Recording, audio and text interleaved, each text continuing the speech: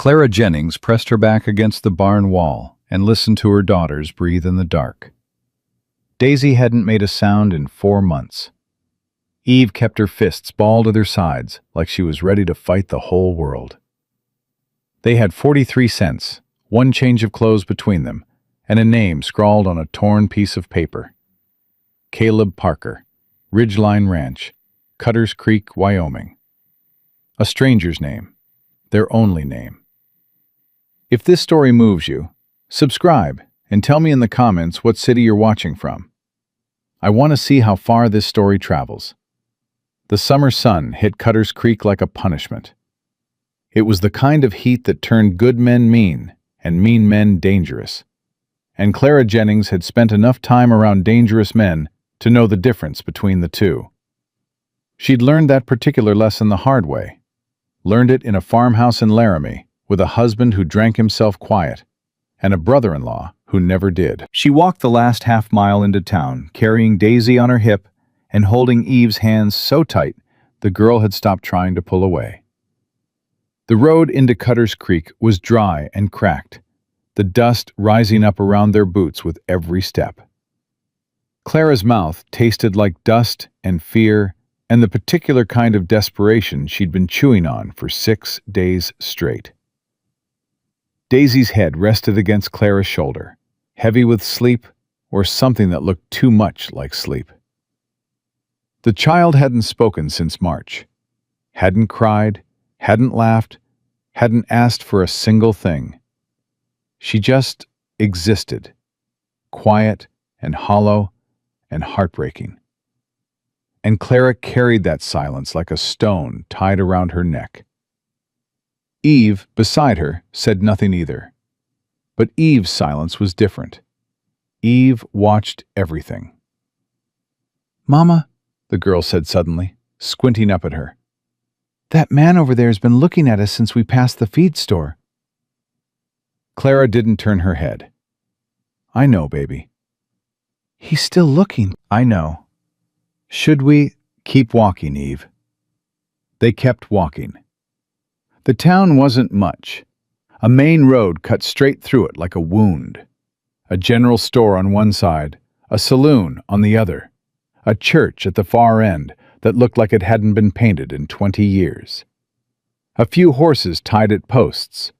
A woman in a yellow dress watching them from a doorway, who turned away the moment Clara made eye contact.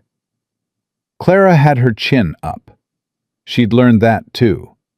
Whatever else you lost, you kept your chin up.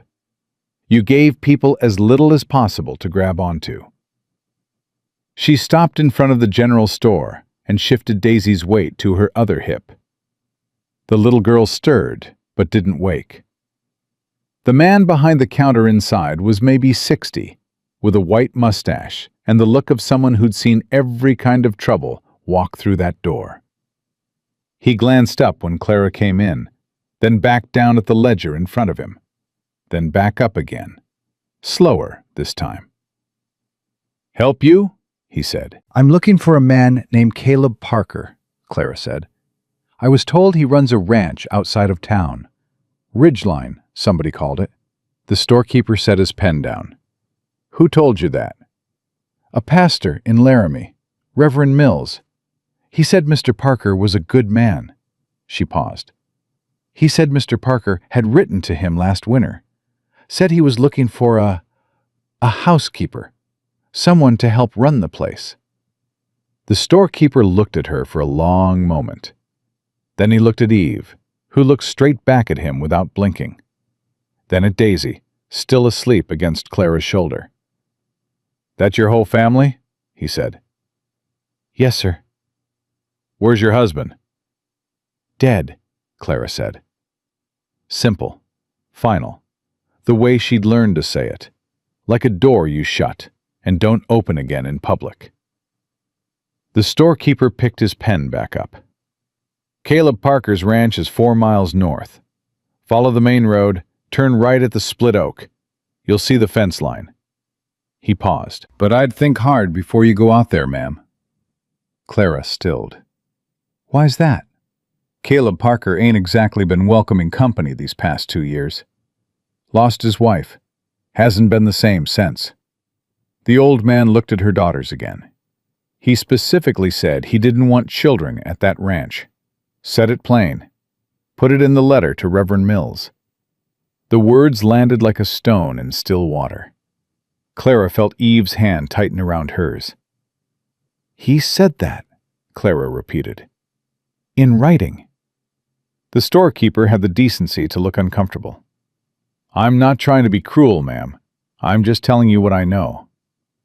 Clara stood there with Daisy's weight on her hip and 6 days of running behind her, and 43 cents in her pocket, and the memory of Silas Jennings's face the last time she'd seen it, teeth showing, not smiling. And she said, very quietly, "Thank you for your honesty." She walked out. Eve didn't say a word until they'd cleared the porch. Then, "He doesn't want us." "He doesn't know us yet," Clara said. "What if he turns us away?" Clara looked down at her daughter. 7 years old, with her father's dark eyes and her grandmother's stubborn jaw, and a kind of bone-deep wariness that no child should carry. "Then we figure out the next thing," she said. "We always figure out the next thing." Eve chewed on that. "What's the next thing after him?" Clara didn't answer, because she didn't have one. The split oak was exactly where the storekeeper said it would be, massive and ancient, split clean down the middle, like God himself had taken an axe to it. Clara turned right at the fork and walked the fence line in the full weight of the afternoon heat, Daisy awake now and clinging to her neck, Eve trudging beside her without complaint. The ranch came into view gradually. First the fence, then the barn, then the house, low and solid and weathered gray. There were horses in the paddock, clean water troughs. Someone kept this place with their hands, with real labor, even if they kept it alone. A man was working near the barn. Clara saw him before he saw her. Big through the shoulders, moving with the practiced economy of someone who'd done hard work long enough that it stopped being effort. He had his hat pulled low against the sun, and his back half turned toward them. Eve tugged Clara's sleeve. "Is that him?" "I expect so. He's big." "Lots of good men are big, Eve. Lots of bad men, too." Clara stopped walking and looked down at her daughter. "Where did you learn that?" Eve just looked at her, and Clara understood. She'd learned it the same place Eve had. The same house, the same winter. She squared her shoulders and walked forward. She was maybe 20 feet away when the man turned. He wasn't what she'd expected, though she couldn't have said exactly what she'd expected. He was younger than she'd pictured, maybe mid-30s, with a jaw like cut wood and eyes that had seen something hard and hadn't quite recovered. He looked at her the way men out here looked at anything unexpected. Still, assessing, not hostile, but not open either. "You lost?" he said. "No, sir," Clara said. "I'm Clara Jennings. I wrote to Reverend Mills in Laramie. He said you were looking for a housekeeper." Something shifted in the man's face. Not warmth, more like the particular expression of someone who's just been handed a problem they didn't ask for. "I wrote that letter 8 months ago," he said. "Yes, sir. I know it's been a while." His eyes moved past her to the girls. They stayed there a beat too long. "I also wrote that I didn't want children on this property." "I know that too." Silence. The kind that stretches. "Then why are you here?" he said. Clara met his gaze. She was tired, down in her bones, past the point where pride felt like it meant anything. But she kept her voice even. "Because we needed somewhere to be, Mr. Parker. And your name was the one I had." He took his hat off and ran a hand through his hair. He looked at Eve, who stared back at him with that unnerving steadiness. He looked at Daisy, who had pressed her face into Clara's neck like she was trying to disappear. He looked back at Clara. "Mills told you I'm not easy company," he said. It wasn't a question. "He said you'd had a hard time of it." That's This a story gentle was way to put posted it. on the channel west He of set his Betrayal. hat back on. Please do not repost Ma'am, it in any form. I'm sorry for your situation. I can see it's a difficult one, but I'm not in a position to...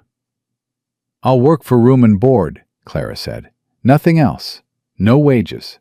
I can cook, I can clean, I can mend. I can keep the books if you need it. I was a school teacher before I married. My girls are quiet.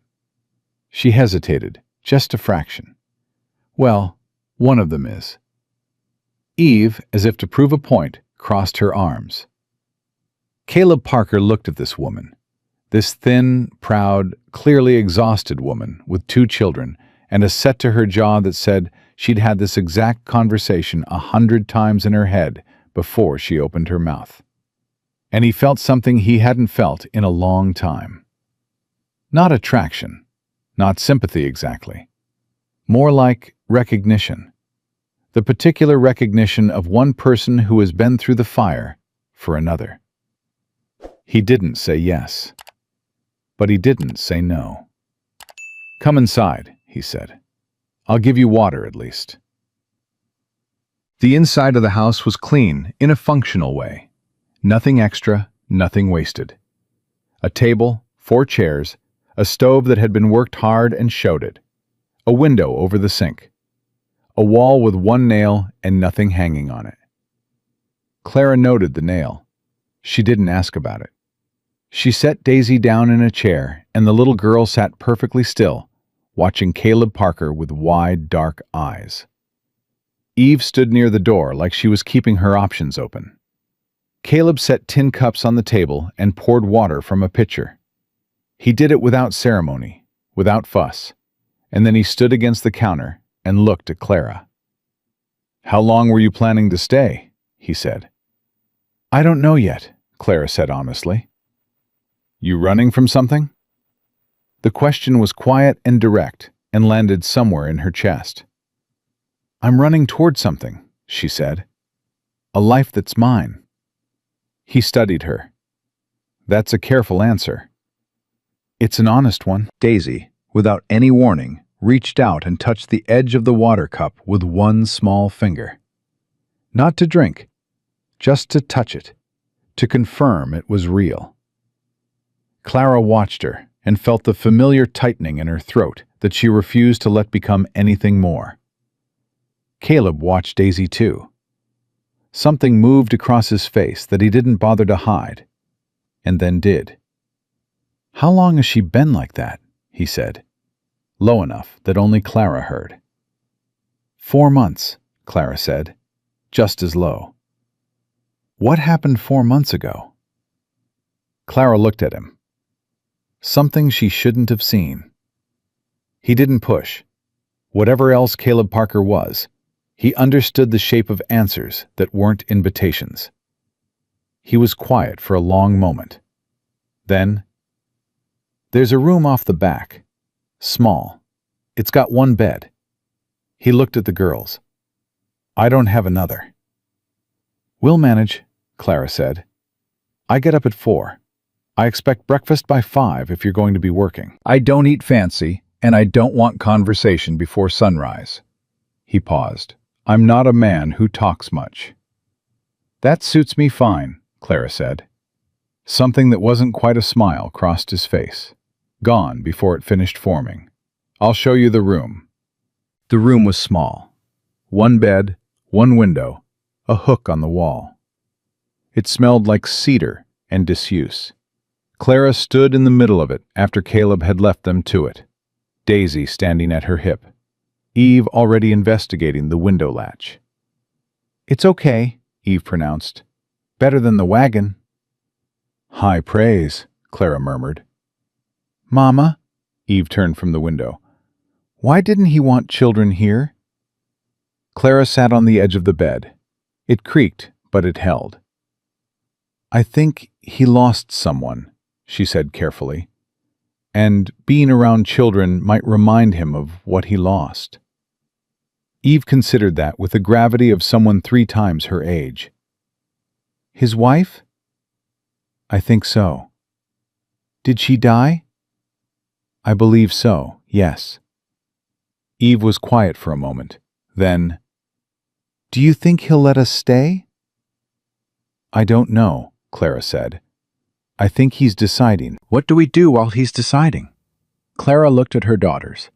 Daisy, still and watchful, and Eve, fierce and practical and 7 years old, and felt the full weight of everything she'd done, and everything she was still doing, and everything she'd lied about, and everything she hadn't said, and the road she'd burned behind them the night they left Laramie. We make ourselves necessary, she said. We work hard, and we don't cause trouble, and we make ourselves necessary. And then? And then we hope.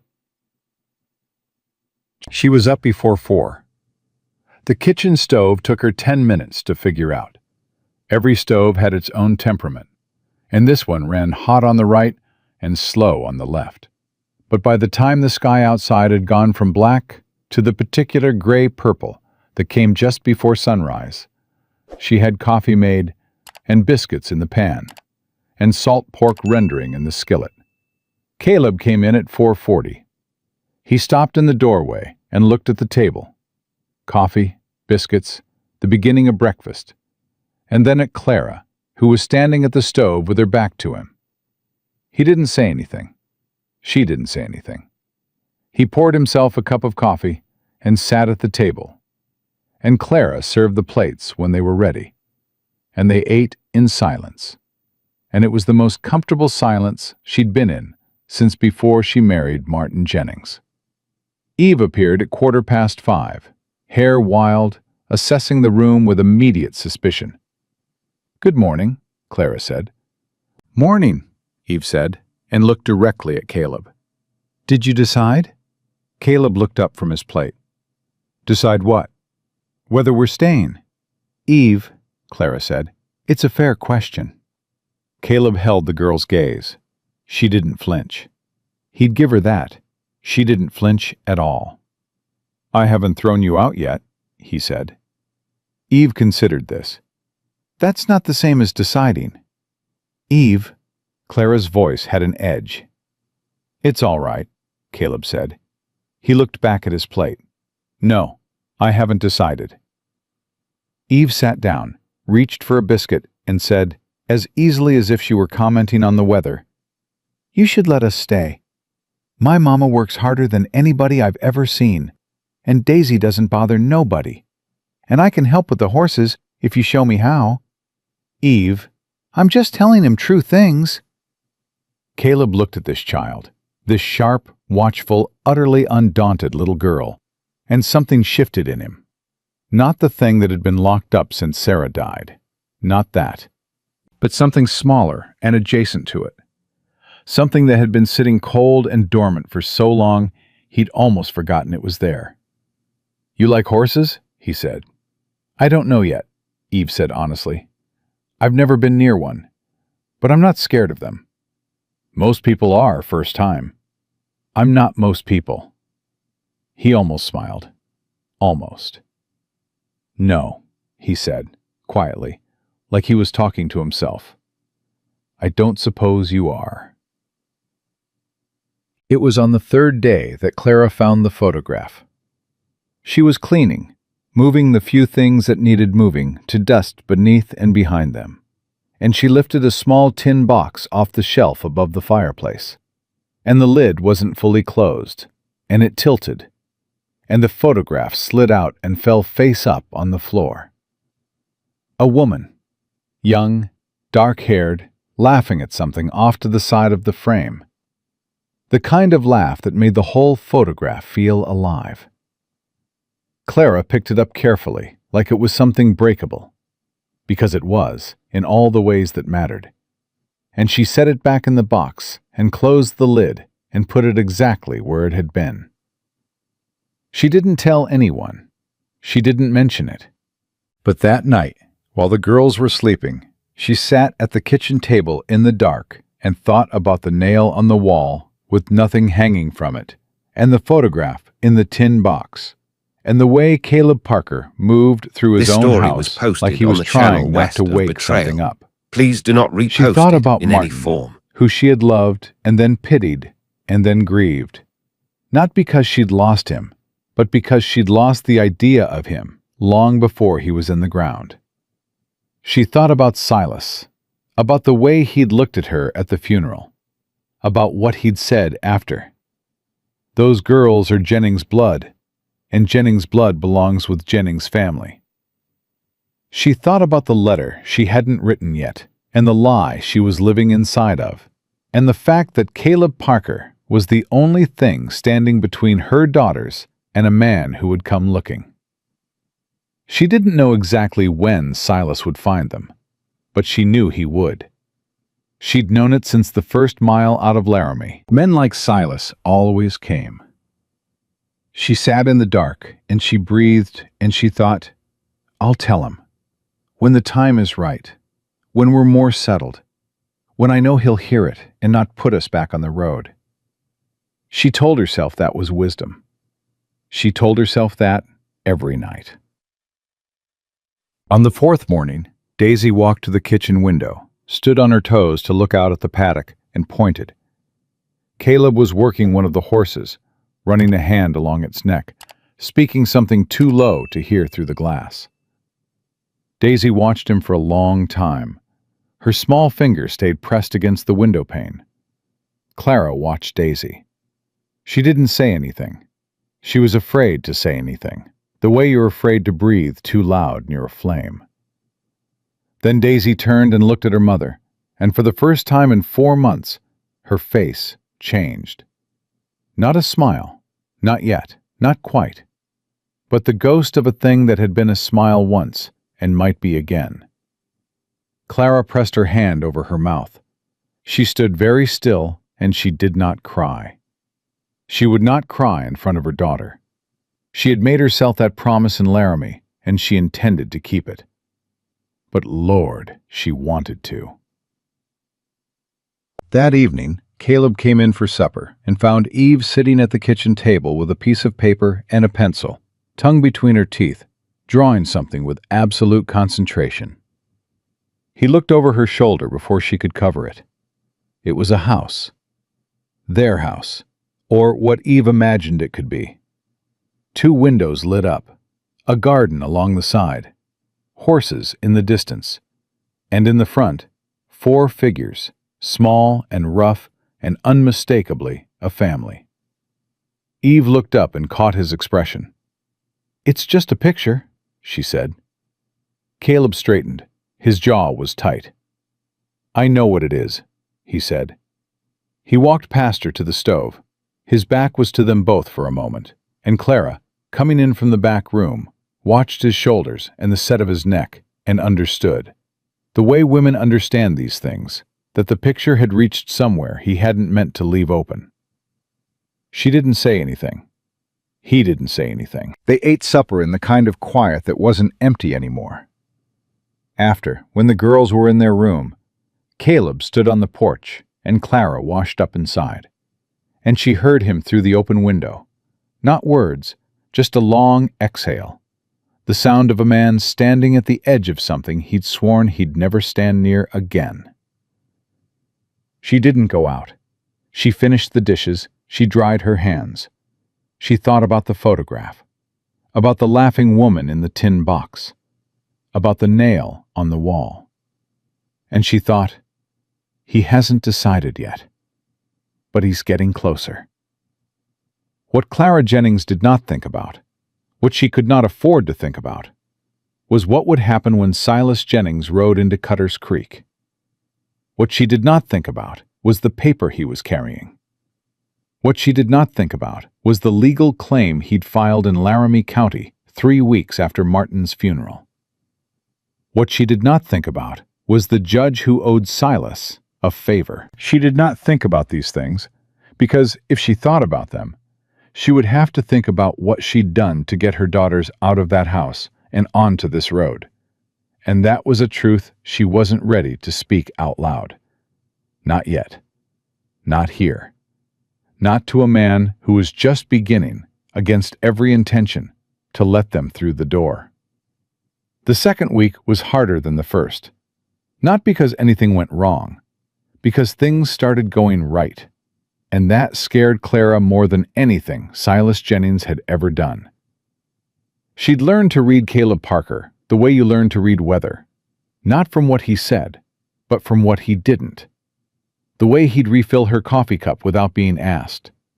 The way he'd started leaving the back door unlatched at night instead of bolted, which she understood, without either of them acknowledging it, was his way of saying, "You don't have to feel trapped here." Small things, quiet things, the kind of things a man did when he was trying not to do them. She noticed all of it.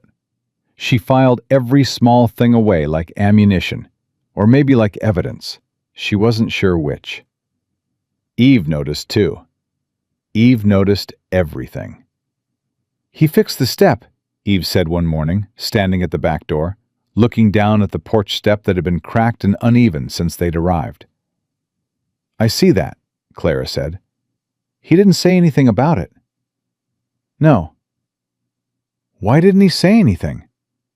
Clara turned back to the stove. "Because some people do things without needing credit for them." Eve was quiet for a moment. "Is that good or bad?" "It's good, Eve. That's good." She heard the girl sit down, heard the scrape of the chair, and then, very quietly, "I like him." Clara kept her eyes on the pan. "I know you do." "Do you?" The question hung there, honest and 7 years old and completely without guile, and Clara felt something tighten in her chest that had nothing to do with fear. "Set the table," she said. "He'll be in soon." It was Eve who broke the seal on it, who reached across the careful distance Caleb kept and dragged him into the open, the way children do, without strategy or hesitation, simply because they want something, and they haven't yet learned to be ashamed of wanting. She started following him. Not obviously, not underfoot. But when he went out to work the horses after breakfast, she'd drift toward the fence and watch. When he was in the barn, she'd find reasons to be nearby. She didn't ask questions at first. She just watched him with those dark, serious eyes until he couldn't pretend he didn't notice. He stopped near the fence one afternoon and looked at her directly. "You want to come in?" "You said I could learn," Eve said. "About the horses." "I said I could show you how. That's not the same as an invitation." "Is it an invitation now?" He looked at her for a long second. Then he pushed the gate open. "Stay close. Don't move fast. Let them smell you before you touch." She walked in like she owned the ground under her feet, and he watched her approach the nearest horse, a gray mare named Iris that had unseated 2 grown men, with her hand out, flat, the way she must have seen him do it. And the mare lowered her nose to Eve's palm and exhaled, and Eve's whole face changed. Not the wariness, not the assessment. Something underneath all that, younger and softer. The face she must have had before whatever happened in Laramie happened. Caleb watched it and felt the locked thing in him strain against its hinge. He turned away before she could see his expression.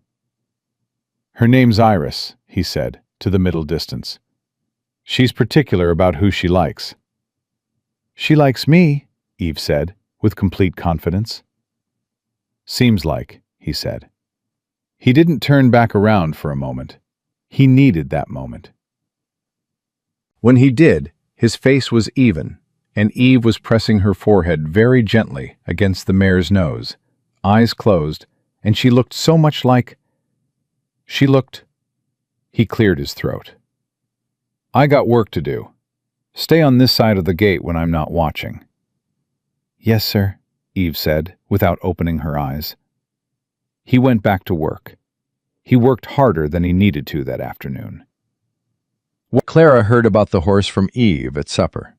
Every detail, 3 times over, and watched Caleb across the table not look at her while Eve talked, and understood that something had shifted that couldn't be unshifted. "She's the nicest horse in the whole world," This Eve story was saying. posted on Her the channel nose is west of soft. Betrayal. "Did you know Please do horses not have soft repost it noses, in any Mr. form. Parker? I didn't know that." "Most animals are softer than they look," Caleb said to his plate. "Are you?" The table went absolutely still. Clara's fork stopped moving. Caleb looked up slowly. Eve was watching him with complete sincerity, no performance in it, just a genuine question from a child who had decided she trusted this man and wanted to know if the trust was going to hold. "Eve," Clara said quietly. "It's a fair question," Eve said, and she'd been saying that for a week now. It's a fair question, and she wasn't wrong, which made it worse. Caleb held the girl's gaze. Something moved in his face. Complicated, layered, the kind of expression that takes years of loss to build. "I used to be," he said finally. "I'm working on it." Eve nodded slowly, like that was exactly the right answer. Like she'd been testing for honesty, and he'd passed. She picked up her fork and went back to eating. Clara looked down at her plate. Her throat was tight. Daisy, beside her, reached out without looking and put her small hand over Clara's wrist. Not speaking, just there, just present. Clara turned her hand over and held on. The first real trouble came on a Wednesday, 12 days in. It came in the form of a woman named Margaret Hale, who drove a buggy up the ranch road with the particular energy of someone delivering news they'd been holding on to too long. She was the wife of the man who ran the land office, and she had the kind of voice that carried across rooms without effort. Clara heard the buggy from inside and came to the door. Caleb was already in the yard. "Caleb," Margaret Hale said, climbing down without waiting for assistance. "I heard you've got people staying out here." "Word travels," Caleb said. "It always does in Cutter's Creek." She looked past him at Clara. "This the woman?" "Her name's Clara Jennings," Caleb said, and something in the way he said it, the flatness, the finality, was a warning Clara recognized. "Don't." Margaret Hale didn't take warnings. "Mrs. Jennings, I'm Margaret Hale. My husband handles the land records for this county." She smiled the way a person smiles when they want you to know they have information. "We had an interesting visit at the office yesterday. A man came in asking about properties in the area, asking about the Parker Ranch specifically." Clara went cold from the inside out. Her face didn't move. "Asking about it how?" Caleb said. "Asking if a woman and 2 children had been registered here. Asking about the name Jennings." Margaret looked at Clara with that same smile. "He said he was family." The word landed like a stone in standing water, and the ripples went everywhere. "What did he look like?" Clara's voice was even. She was proud of herself for that. "Tall, dark-haired, had a scar here." Margaret touched her own chin. "Well-dressed for a traveling man. Gave his name as Jennings. Said he was the children's uncle." "What did your husband tell him?" Caleb asked. "Said he had no record of anyone by that name at this property." Margaret's smile didn't change. "Which is true, technically, since you haven't filed anything." She looked between them both. "I thought you'd want to know." "Thank you, Mrs. Hale," Caleb said. Short. Done.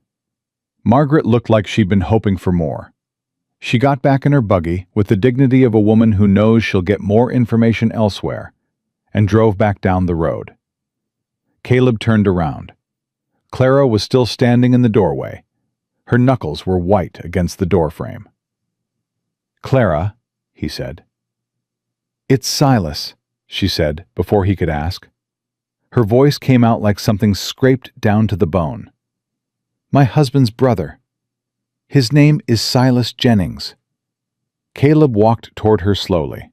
The way you walk towards something that might bolt. He stopped a few feet away. How long have you known he was coming? She closed her eyes. Since the first mile out of Laramie. The silence after that was the loudest thing she'd ever heard. You knew, Caleb said. Not angry, not yet. Just the particular quiet of a man absorbing something he wishes he'd known sooner. I knew he'd look. I didn't know how fast. She opened her eyes and looked at him straight. I was going to tell you. When? When I was sure you wouldn't send us away. He looked at her for a long time. His jaw worked once. What does he want? The girls. Her voice broke on the last word, and she hated herself for it. Hated the break. Hated that it came out of her right now in front of this man she barely knew, who was already carrying more than she'd told him. Martin died without a will. Silas filed a legal claim 3 weeks after the funeral. He says Jennings' blood belongs with Jennings' family. She stopped, started again. He hit Daisy, Mr. Parker. He hit a 4-year-old girl for spilling water on his boot. And I picked her up and walked out that door, and I never looked back. That's what happened 4 months ago. That's why she doesn't talk. Caleb was very still. He hit her, he said. Yes. A 4-year-old. Yes. He turned away from her, walked 3 steps toward the fence, stopped, stood with his back to her and his hands loose at his sides, and she watched the tension move through his shoulders, and she waited. She'd learned to wait for men to decide things. It was the part of her life she was most tired of. He turned back around. He's got a legal claim? He says he does. I don't know how solid it is. A judge in Laramie that he knows. That he owns, Caleb said flatly. Probably. He was quiet for a moment. Then, you should have told me from the beginning. I know. I had a right to know what I was walking into. I know that too. She held his gaze. But I didn't know you. And I had 2 daughters, and 1 name on a piece of paper, and nowhere else to go. I made the choice I made. Silence. Then Caleb Parker said the last thing she expected. How long do you think we have before he comes out here? Something in her chest cracked open. I don't know, she said. Days, maybe less. He nodded, once, slow, like he was settling something inside himself. All right. All right, she repeated. I said all right. He looked at her. You think I'm going to put you on the road with those girls and a man like that looking for you? I don't know what you're going to do, Clara said honestly. I've been wrong about men before. Something moved across his face at that. Something old and quiet and knowing. Yeah, he said. So have I. He walked back toward the barn. Mr. Parker, she called. He stopped. Why? She said. You don't owe us anything. You didn't ask for this. He stood with his back to her for a moment. When he spoke, his voice was low and even, and came from somewhere that had nothing to do with logic. No, he said. I didn't ask for any of it. Then he went into the barn, and she stood alone in the yard, with the July heat pressing down on her shoulders and something in her chest that felt, terrifyingly, like hope. She told Eve that night, carefully, in the particular way you tell a 7-year-old something frightening, without letting the full weight of it land on her. Uncle Silas is looking for us, she said. Simple, even. Eve's face didn't change. That was the worst part. She'd expected fear, had braced for it. But Eve just looked at her with those old eyes and said, I know. What do you mean, you know? I heard the lady with the buggy. Clara closed her eyes briefly. Eve, Is Mr. Parker going to make us leave? No. Did you ask him? He told me himself. Eve was quiet This story for a was moment. posted on the She channel was braiding west of Daisy's Betrayal. hair. Please Daisy, do not repost sitting it in between any her form. sister's knees, still and cooperative, staring at nothing. Why does he care? Eve said. We're not his. It was such a plain question, such a brutal, honest question. I don't know exactly, Clara said. I think I do, Eve said. She pulled the braid tight. I think he's like Mama used to be. Before Papa got sick. Before everything. She paused. I think he remembers what it felt like to have a family, and he doesn't want to watch somebody else lose theirs. Clara stared at her daughter. 7 years old. When did you get so smart? She said, and her voice came out rougher than she intended. Eve looked up. I had to, she said simply. And that was the thing that finally broke Clara open. Alone in the small room after the girls were asleep, sitting on the floor with her back against the bed and her hands over her mouth, shaking with the kind of crying that makes no sound because she'd spent 2 years training herself out of the sounds. I had to. Her 7-year-old. Her baby. I had to. Caleb heard it. He wasn't trying to. He'd come to the back door to check the latch. Old habit. The way he checked everything before he slept. The sound was barely there, muffled. The sound of someone trying very hard not to be heard. He stood on the other side of the door, and he did not go in. Because going in would mean acknowledging it. And acknowledging it would mean...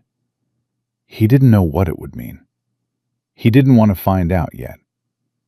He stood there for a moment with his hand on the door frame, and then he went back to the porch and sat down and looked at the dark Wyoming sky, which was full of stars and utterly indifferent, the way the sky always was. He thought about Sarah. He always thought about Sarah when things got complicated. Not because she'd been uncomplicated, she hadn't, but because she'd been his compass. And without her, he'd been navigating by instinct for 2 years and making a poor job of it. What would you do, he thought, the way he sometimes did, the one-sided conversation he had with a woman who wasn't there to answer. The sky didn't answer either, but somewhere inside the house, the sound stopped.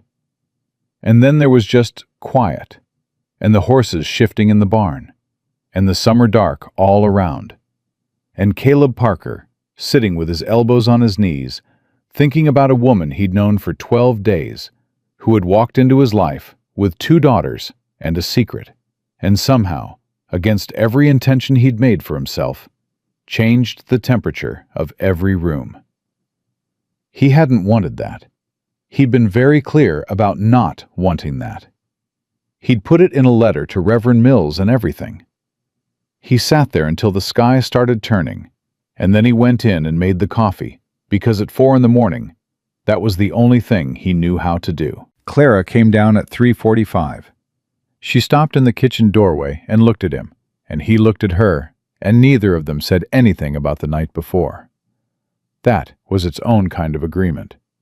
I'll do that, she said, moving toward the coffee pot. It's done, he said. She stopped, looked at the cup he pushed toward her, sat down. They drank in silence. After a while, Caleb said, I'm going into town today. I need to talk to the sheriff. Clara's hands tightened around the cup. Eli Monroe's a fair man, Caleb said, reading her expression. He doesn't take to bullying, and he doesn't take favors from men like Silas Jennings. I want him to know what's happening before Silas shows up with whatever paper he's carrying. And if the paper holds? Caleb looked at her across the table. The morning light was just beginning to come through the window, thin and gray gold, and it caught the side of his face, and she saw, for the first time clearly, the exhaustion under the steadiness. The same kind of exhaustion she carried, the kind that came not from lack of sleep, but from the particular weight of holding yourself together long past the point where it was natural. "Then we figure out the next thing," he said. She blinked. Those were her words, the exact words she'd said to Eve 100 miles back on a cracked road. "We figure out the next thing." He hadn't heard her say them. He couldn't have. Some things just lived in people, the same way, regardless of how they got there. "All right," she said. "All right," he said. He finished his coffee and went to get his hat. And Clara sat at the table and looked at the window and thought about Silas riding into this town with a piece of paper and a judge's name, and the absolute conviction that the world bent for men like him. She thought about what she had. A borrowed room. 2 daughters, one silent. 43 cents, which she'd never spent. And a man who'd fixed the porch step without saying a word about it. Who'd let her daughter press her forehead against a gray mare's nose.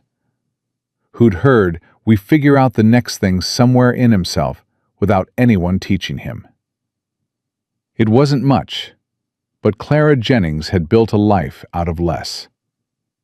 She picked up the coffee pot and poured herself another cup and waited for the sun to finish rising. Because the sun was going to rise whether Silas Jennings was riding toward them or not. And there was breakfast to make and a day to get through. And she had not come this far to stop. Outside, somewhere between the barn and the road, she heard Caleb's horse start up. Hoofbeats moving east toward town, steady and unhurried. She listened until she couldn't hear them anymore. Then she got up and started breakfast. Caleb wasn't back by noon. Clara told herself that was fine. Towns had business, and business took time, and Caleb Parker was not the kind of man who rushed a thing that needed to be done right. She told herself that, and she believed it, right up until she heard hoofbeats on the road and looked out the window and saw a horse she didn't recognize. Dark bay, tall, expensive.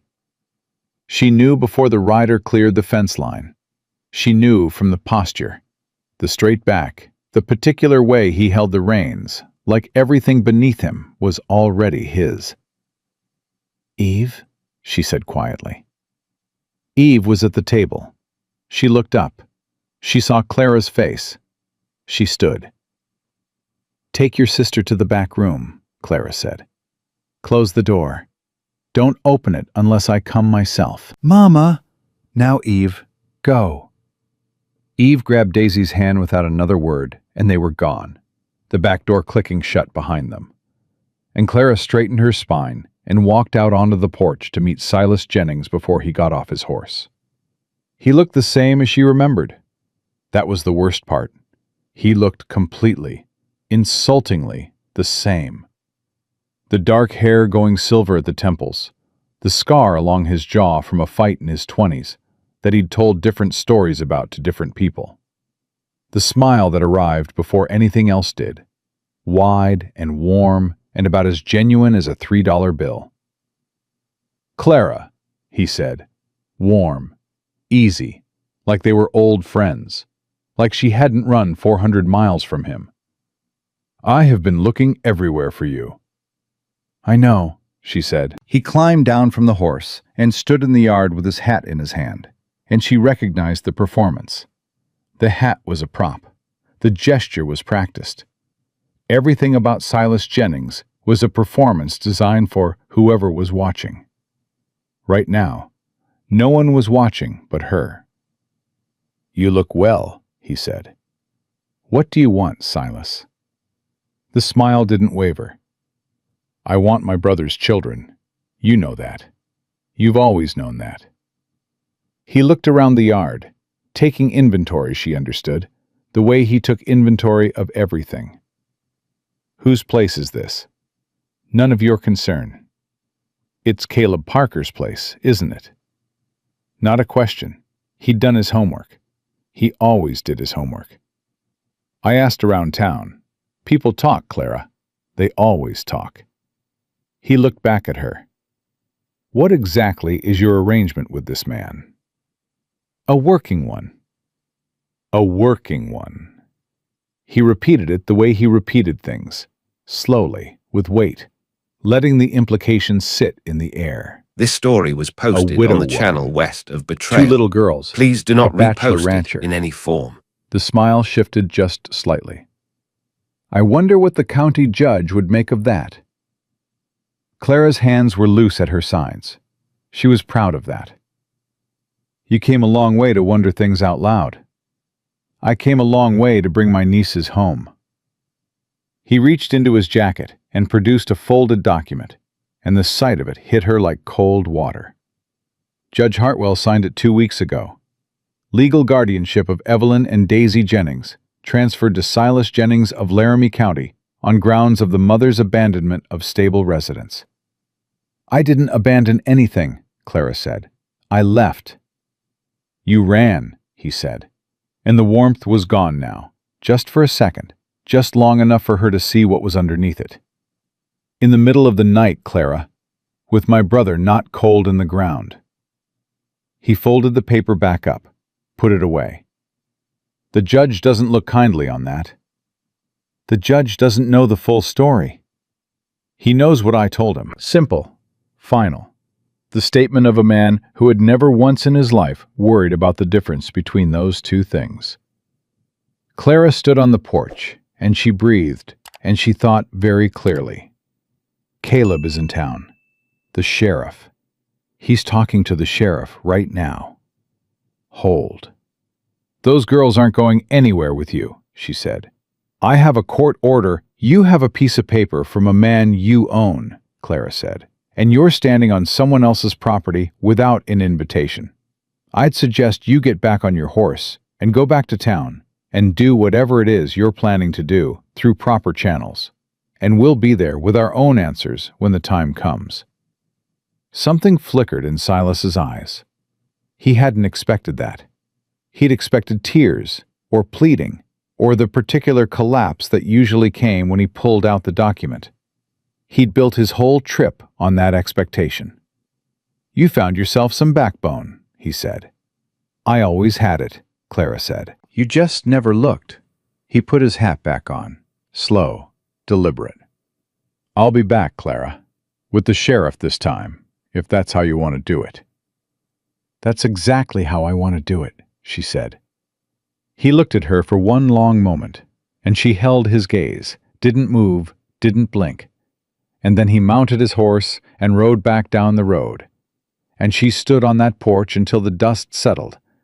And then she walked inside and sat down at the kitchen table and shook for a full 5 minutes before she got herself back under control. Eve appeared in the doorway. Was that him? Yes. What did he want? The same thing he always wants. Clara pressed her hands flat on the table. He's got a court order, Eve. A piece of paper from a judge. Eve's face went tight. Can he take us? Not today, Clara said. And I'm going to make sure not any day. She said it like she meant it. She was still working on meaning it. Caleb came back an hour later. He came through the door and read the room in about 3 seconds. Clara at the table, spine straight, that particular stillness that meant she'd already been through something and was on the other side of it. He was here, Caleb said. He was here. Caleb set his hat on the hook, pulled out a chair, sat across from her. Tell me. She told him, all of it, the horse, the smile, the document, every word of it. She told it flat and factual, the way she'd learned to tell things that hurt. And Caleb listened without interrupting, which she was grateful for. When she finished, he was quiet for a moment. Hartwell's corrupt, he said. Everybody in 3 counties knows it. Eli Monroe knows it. He paused. Monroe said the same thing you did. Silas needs to go through proper channels here. Wyoming Territory has its own jurisdiction. A Laramie County order doesn't just walk in and override a sitting Wyoming magistrate. So there'll be a hearing, Clara said. There'll be a hearing. And at the hearing, they'll look at me. Her voice was steady, but her hands weren't. A widow with no fixed property, no income, living on a man's ranch under an informal arrangement. Clara. He'll make it look like whatever he wants it to look like, Caleb. That's what he does. He tells stories, and he tells them well, and people believe him because he's charming, and he dresses like money, and I'm just... She stopped, swallowed. I'm just a woman who ran. Caleb looked at her across the table. His jaw was set, and his eyes were steady, and she could see him thinking, could see the mechanism of it working behind his face. When's the last time you ran? He said. She blinked. What? Since you got here. Have you run from a single thing? She opened her mouth, closed it. You came to a stranger's door, he said.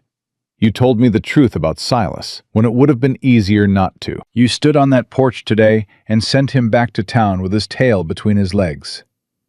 He leaned forward slightly. That's not a woman who runs. Something in her chest was doing something she didn't have a word for. The hearing is in 4 days, he said. Eli's already sent word to the magistrate. We've got 4 days. To do what? Caleb was quiet for a long moment. Then he said, carefully, watching her face, a married woman can't have her children taken by a court order based on instability of residence. A married woman with a property, a home, a husband who'll stand in front of a judge and speak for her. He stopped. Clara went completely still. I'm not asking you for anything, he said quickly, reading her expression. I want to be clear about that. I'm not... This isn't... He stopped again, started again. It would be a practical arrangement, to protect the girls. If you were willing. The silence in that kitchen was the loudest thing that had ever happened to Clara Jennings.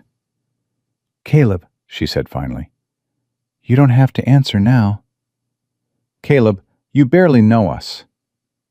I know enough. His voice was quiet, absolutely certain in the way that things are certain when they've come from somewhere deep and decided, not from the surface where logic lives. I know Eve would fight a mountain lion bare-handed if she thought it was threatening her sister. I know Daisy looked out that window at me 4 days ago and almost smiled. He paused. I know you got up before me on the first morning, and you've gotten up before me every morning since. Clara's throat was tight. I know what Silas Jennings is, he said. I've known men like him all my life, and I know what happens to children when men like that get what they want. Something moved across his face, old and dark and personal.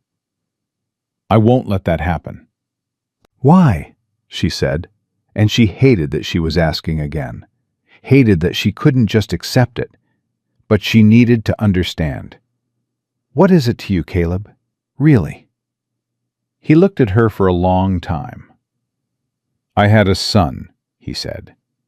The words fell into the room and everything rearranged around them. Sarah was 5 months along when she died, he said. His voice was even, but the evenness cost him. Fever. Fast. There wasn't anything anyone could do. He stopped, looked at the table. I buried them both. Clara's hand moved across the table without her deciding to move it. It stopped just short of his. That nail on the wall, she said, barely above a whisper. He looked up. There was nothing hanging on it. I noticed the first day. Something in his face opened in a way that was almost painful to watch. Her picture was there. I took it down after. A beat. I put it back up last week. Clara didn't say anything. There was nothing to say. Some things didn't need language wrapped around them. They just needed to be acknowledged, witnessed, let stand. She looked at this man across the table. This man who had kept himself locked up and alone for 2 years, who had put it in writing that he didn't want children near him, who had fixed the porch step without saying a word about it, This story who was had pushed the posted gate on the open channel West and let her of daughter Betrayal. press her face Please do against not a gray repost mare's it nose, in any form. who had sat up past midnight with the sky full of stars, working out how to protect 2 little girls he'd known for less than 2 weeks. "Yes," she said. He looked up. "Yes," she said again, steadier. "My answer is yes." Eve found out at supper. Caleb told her straight, the way he'd learned she needed things told, plain, without softening, trusting her to handle it. "Your mama and I are going to get married, before the hearing, to make sure the judge can't take you anywhere." Eve looked at him, then at Clara, then back at him. "Is it just for the judge?" she said. Caleb didn't look away. "That's where it starts." Eve considered this with the gravity of a senior member of a board of directors. "And then what?" "Then we figure out the next thing," he said. Eve's mouth twitched. She'd heard those words before. "Okay," she said. "Okay," Clara said. "I already told you I like him, Mama." She picked up her fork. "Can we have pie tonight?" Clara let out a breath that was halfway to a laugh. "I'll see what we have." Daisy, beside Eve, had been watching the whole exchange with her wide, dark eyes. She looked at Caleb. He looked back at her. Neither of them moved. Then Daisy reached across the table and touched the back of Caleb's hand. One small finger. The same gesture she'd used on the water cup the first day. The gesture that meant, "I need to know if this is real." Caleb turned his hand over and let her touch his palm. She didn't speak. She wasn't ready for that yet. But she looked at him with those eyes that had seen too much for 4 years old, and something passed between them that didn't need words, that was older and quieter than words. And Caleb Parker sat very still and let it happen. Clara watched and pressed her lips together and said nothing. They were married 2 days later in Eli Monroe's office, with the sheriff as witness and a justice of the peace who asked no unnecessary questions. It took 11 minutes. Clara wore the cleanest dress she owned. Caleb wore his good hat. Eve watched from a chair against the wall, with her arms crossed and her expression that of someone attending an important business meeting. Daisy sat in Clara's arms through the whole thing, and when the justice of the peace said, "Man and wife," she leaned her head against Clara's shoulder and closed her eyes.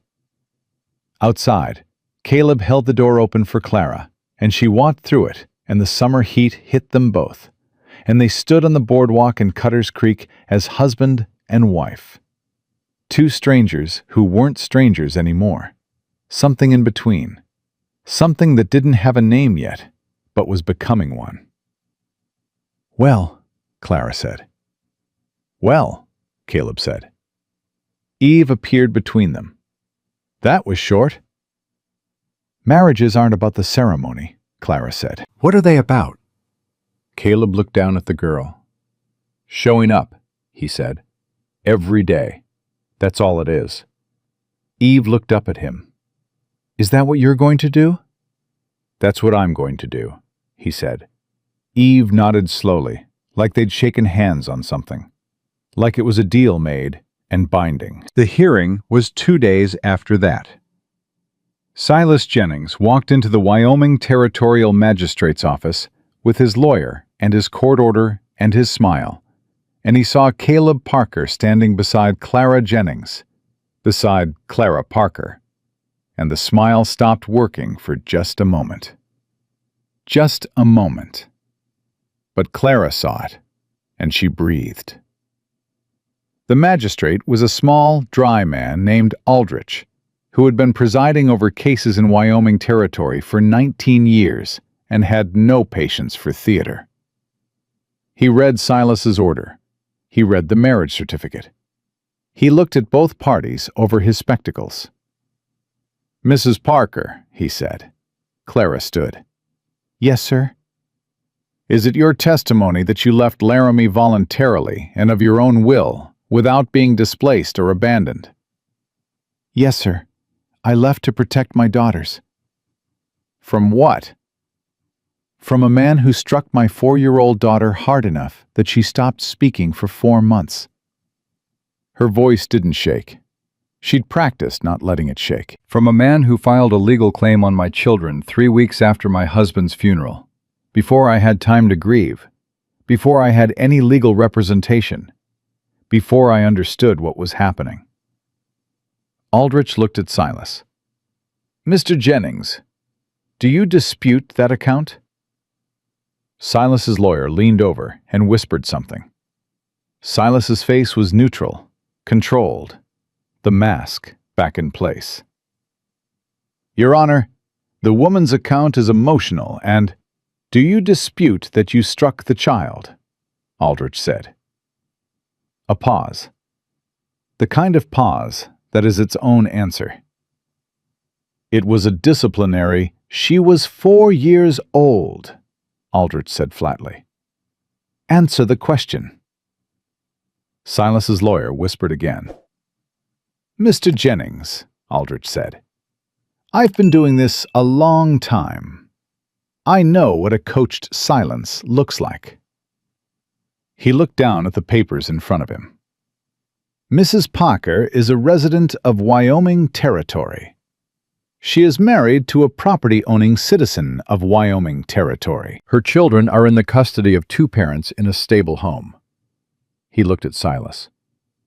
"Judge Hartwell's order has no jurisdiction in my courtroom."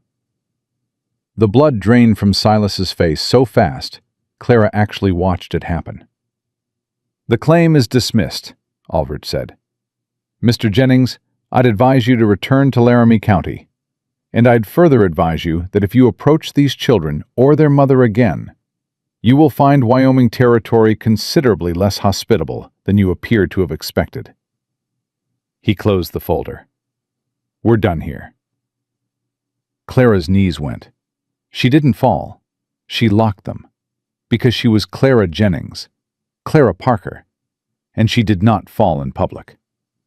But she felt the locking, felt the effort of it, felt the weight of 6 weeks of running finally released from her spine, like a rope that's been cut. Caleb's hand was at her elbow, not grabbing, just there. A point of contact. Something real and solid.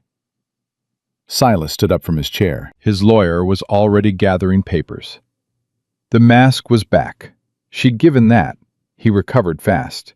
But his eyes when he looked at her across the room were different now. Not warm. Not performing. Just cold. "This isn't finished," he said quietly. Meant for her alone. Caleb stepped forward. 1 step, smooth and deliberate, putting himself between Clara and Silas with the unhurried certainty of a man who has made a decision and is done reconsidering it. "Sir," he said, quiet and level, "you're in a law office, and the magistrate just told you we're done. I'd take that seriously." Silas looked at him, measured him, decided something. He walked out. The door swung behind him, and Clara exhaled. A full, shaking exhale, the kind that goes all the way down. And Caleb turned from the door and looked at her, and she looked back at him, and neither of them spoke. But his hand was still at her elbow, and she let it stay there. Eli Monroe, leaning against the back wall, cleared his throat quietly. "Congratulations," he said, "on about 6 different things." Clara almost laughed. Almost. She pressed her free hand over her mouth and breathed and thought about her daughters, back at the ranch, with a neighbor woman watching them, waiting for her to come home. Home. The word arrived in her chest like something she'd forgotten the shape of. She was going home. Silas Jennings rode out of Cutter's Creek before sunset. Eli Monroe confirmed it personally, watched him go from the porch of the sheriff's office, and rode out to the ranch to tell them himself. "He's This gone," story was Monroe posted on said the from channel saddle west to of Caleb on Betrayal. the porch. Please do not repost "Doesn't it mean he in any won't be form. back. Men like that don't take loss clean." "I know it," Caleb said. "You know if he comes back with cause. Real cause. I can't." "He won't have cause," Caleb said. "There's nothing here to give him cause." Monroe looked past him at the door, where Clara stood with Daisy on her hip and Eve pressed against her side. He touched his hat. "Ma'am?" "Sheriff," Clara said. He rode back toward town. Caleb stood on the porch and looked at the road Silas had ridden down. East, toward the flat plain, and beyond it, Laramie County and everything he'd come from. And his jaw was tight and his eyes were quiet. And Clara watched him from the doorway and understood that this man was not finished thinking about Silas Jennings.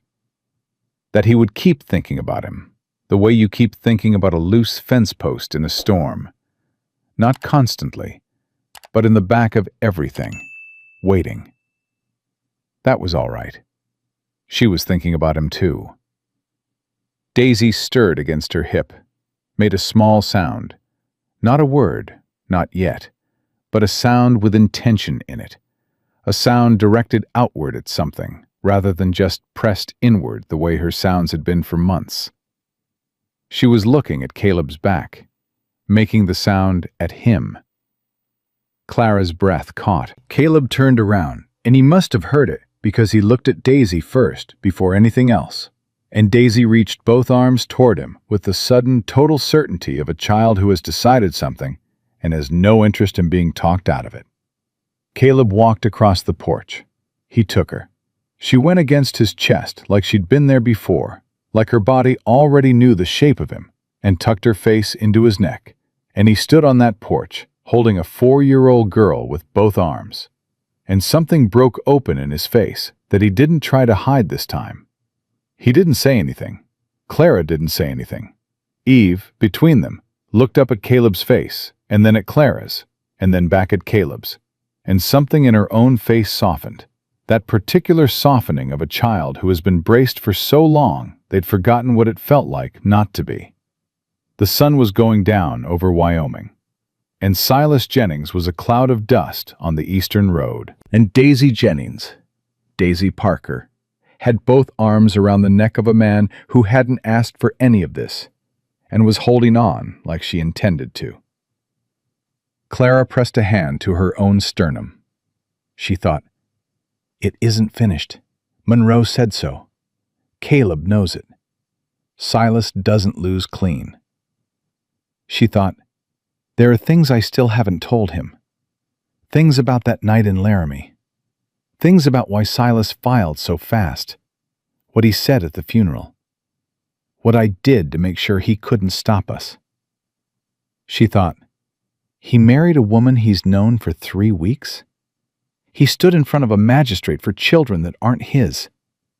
He's holding my daughter right now like she belongs in his arms." She thought, "What happens when he finds out the rest?" Because there was a rest. There was always a rest with Clara, and she'd been living inside the space between the truth she'd told and the truth she hadn't. And that space had been getting smaller every day. And it was only a matter of time before Caleb Parker, this quiet, steady, perceptive man, walked up to the edge of it and looked down and saw what was at the bottom. She didn't know what he would do then. That not knowing lived in her chest like a splinter. She breathed. She let it sit there. She looked at her daughters and the man holding one of them, and the last light of the day going gold over everything. And she thought, one thing at a time, that's all. One thing at a time. Caleb looked up and caught her watching him. She didn't look away. Neither did he. The splinter didn't stay quiet. It never did. Clara had known that going in. Had known it the way you know a wound isn't healed just because it stopped bleeding. The truth she was carrying had weight to it, and weight didn't disappear just because you stopped talking about it. It just shifted, settled into different parts of you, made itself at home. She felt it most at night, when the house was quiet and Caleb was asleep, and the girls were breathing soft in the back room. And she'd lie there in the dark, on her side of the bed.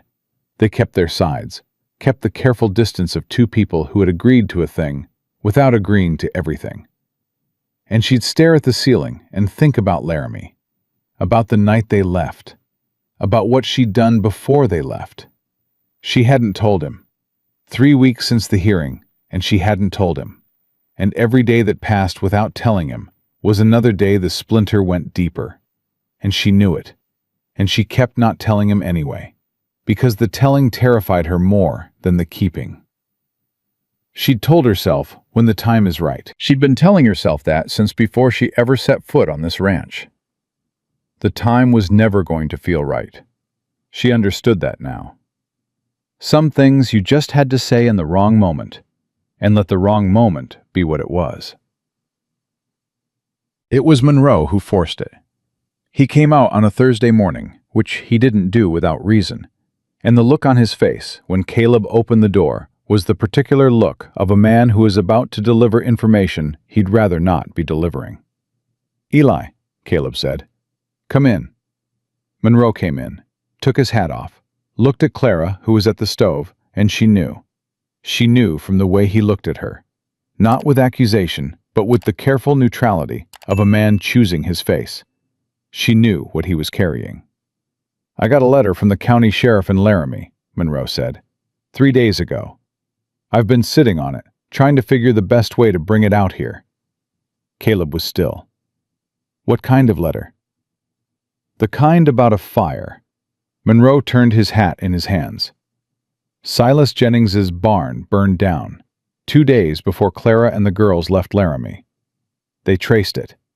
He paused. "They're saying it wasn't an accident." The kitchen went absolutely silent. Clara set the spoon down on the stove, very carefully, very slowly. She didn't turn around. "Clara," Caleb said. His voice was quiet, not angry, not yet. She knew his voices now, knew the register of each one, and this was the voice he used when he was holding very still on purpose.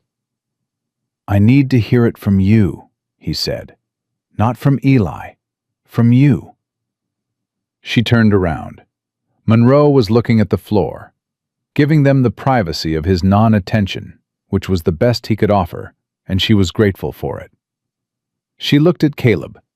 He was standing in the center of the room with his arms at his sides and his face open in the way it only got when he was genuinely unprepared for something, when the steadiness had been outrun by something bigger. "It was the barn," she said. "Not the house. Not any animal inside it. I checked. Every horse out. Every hand gone for the night." She stopped. "It was the barn where he hit Daisy, where I found her on the floor." Caleb's jaw tightened. "He had a will," Clara said. "His own will, not Martin's, Silas's. He'd drawn one up that transferred guardianship of the girls the day after Martin was buried. He kept it in a lockbox in that barn." She met Caleb's eyes and didn't look away. "I needed time. Enough time to get out of the county before he could file. Without that document, the earliest version of the claim, he had to start over, rewrite, refile." She breathed. "It bought me 6 weeks. Silence. Monroe's hat was still turning in his hands. "You burned a man's barn," Caleb said. "Yes." "To destroy a legal document." "Yes." "Clara, he hit my daughter, Caleb." Her voice came out with more force than she meant it to, and she didn't pull it back. "He hit her, and she stopped talking. And then he pulled out a piece of paper and told me those girls belonged to him, and there was nothing I could do about it. I had no money, and no lawyer, and no family, and a judge in Laramie who'd been eating at Silas's table for 15 years. This She story stopped, was posted on the channel steadied West herself. of Betrayal. I did Please what I do had not to do to repost it protect in my any children. form.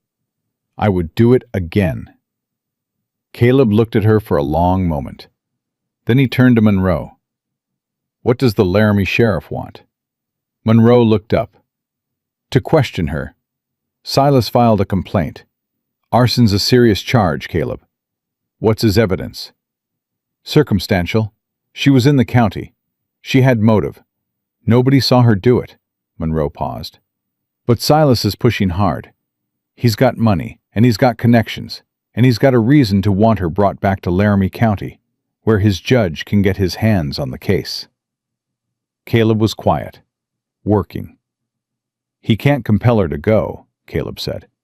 Not unless Laramie County files a formal extradition request with the territorial governor, Monroe said, which takes time and costs political capital. Silas has money, but he doesn't have that kind of reach. Yet. He paused. Yet. So we have time. Some. How much? Weeks, maybe a month. Depends on how hard he pushes and who listens. Monroe finally set his hat on the table, looked at them both. I want to help. You know I do. But I need to know everything I'm dealing with. No more pieces coming out one at a time. He looked at Clara when he said it. She understood. She didn't blame him. There's nothing else, she said. That's all of it. Monroe nodded once. All right. He picked his hat back up. I'll start making some inquiries. There are people in the territorial government who don't love Silas Jennings, men he's crossed in business. It's worth knowing who they are. He looked at Caleb. In the meantime, keep your heads down. Don't give him anything new to work with. He went out. The door closed. Clara and Caleb were alone. She waited for the anger. She'd been waiting for it since Monroe started talking. Waiting for the particular anger of a man who's been lied to by someone he'd trusted. The kind that comes in hot and doesn't cool fast. It didn't come. What came instead was worse. Caleb walked to the window, stood there with his back to her. She could see the tension in his shoulders, the controlled quality of his stillness, and she knew he was choosing words the way a man picks his way across uncertain ground. You came here with a plan, he said. I came here to survive, she said. Those aren't the same thing. No, she admitted, they're not. You knew, from the beginning, that if Silas found you here, I'd be standing between you and a fire you set. The words landed accurately. She didn't try to move around them. I didn't think that far ahead. I thought about getting my daughters to a safe place. I thought about the name on a piece of paper that a pastor gave me. I thought about one day at a time. She paused.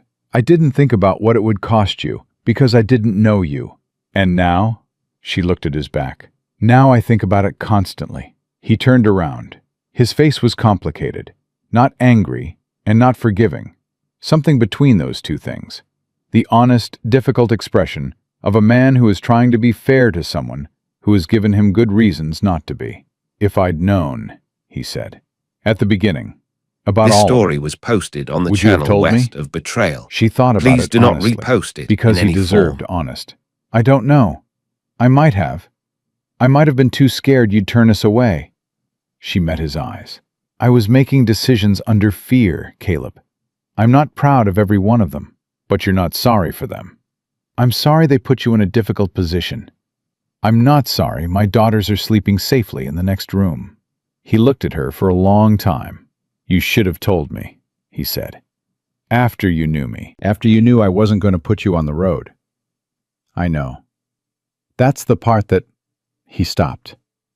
I could have been helping you think through it, instead of walking into Eli Monroe's kitchen with half the picture. I know, she said again, quieter. He ran a hand over his jaw, turned back to the window. She watched him breathe. I'm not going to pretend this doesn't change things, he said. Her chest went tight. It doesn't change the important things, he said before she could speak. The girls stay, you stay. That's not the question.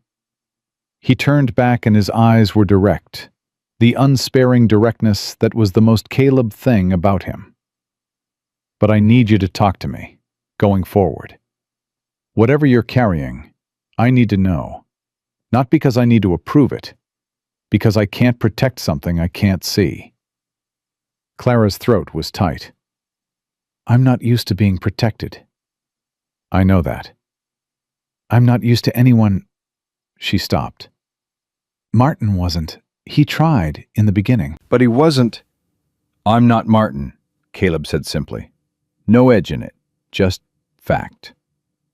She pressed her lips together and looked at the ceiling briefly, and blinked, and looked back at him. No, she said, you're not. Then let me be what I am. He said it plainly, the way he said everything that mattered. That's all I'm asking. She nodded, once. It wasn't a big gesture, but it meant something. All right, she said. All right, he said. They stood there in the kitchen in the middle of the morning, not touching, not moving toward each other, but something between them had shifted. Not broken, not even cracked, just reset, the way a bone sets after it breaks, straighter and stronger than before, and different, always different.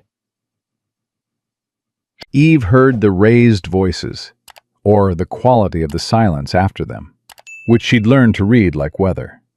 And she appeared at the door to the hallway, with Daisy at her hip, her eyes moving between them like a small, careful general assessing the field. Are you fighting? She said. No, Clara said. It sounded like almost fighting. Some conversations are difficult without being fights, Caleb said. Eve studied him. Are you mad at Mama? Eve, Clara said, it's okay. Caleb looked at the girl. I was surprised. I'm working through it. Eve absorbed that. Mama does hard things sometimes, she said, in the tone of someone presenting evidence.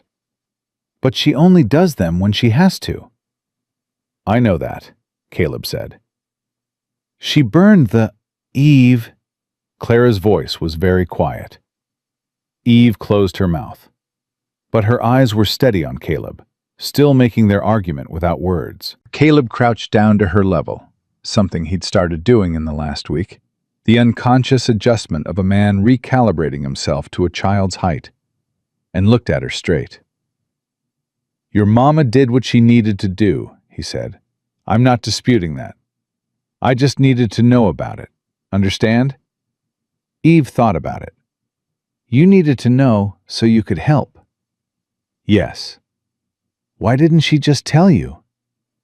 Because she wasn't sure I'd help. But you would have.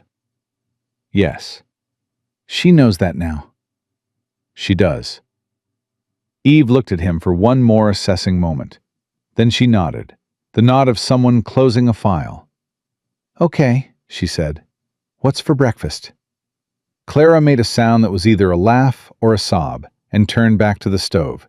And Caleb stood up, and Daisy looked at him from Eve's hip with those enormous dark eyes and reached out and patted his shoulder once, twice, the way a small child pats something they want to comfort. He covered her tiny hand with his for a second. Then everyone went about the business of the morning, the way you do, because mornings don't wait for things to be fully resolved before they demand breakfast. The letter from Silas came on a Saturday. It was addressed to Clara, in the handwriting she recognized from the legal documents. Precise, controlled, the penmanship of a man who wanted you to know he was educated, that he had resources you didn't. She found it on the kitchen table, where the postwriter had left it through the mail slot, and she stood and held it for a moment before she opened it. Caleb was outside. She could hear him working. She read the letter standing up, the way she'd learned to read bad things.